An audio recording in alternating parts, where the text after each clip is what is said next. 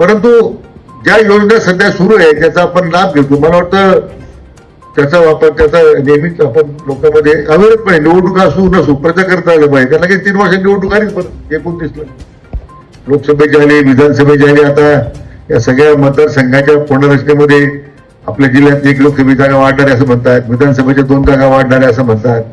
कोणत्या मतदारसंघात जाईल, कोणता राखीव होईल आज कोणालाच माहित नाही काही. आता जिल्हा परिषदेच्या निवडणुका आपल्या सगळ्यांना मोठी अपेक्षा होती त्या पुढे गेल्या. त्या आता काही विधानसभा होईपर्यंत त्या होणार नाही. त्यामुळे विधानसभेमध्ये तुमचा कस लागणार आहे. उद्या जिल्हा परिषद उमेदवारी ठरवताना आम्हाला ते सगळे सर्व चित्रपट आहेत ना, ते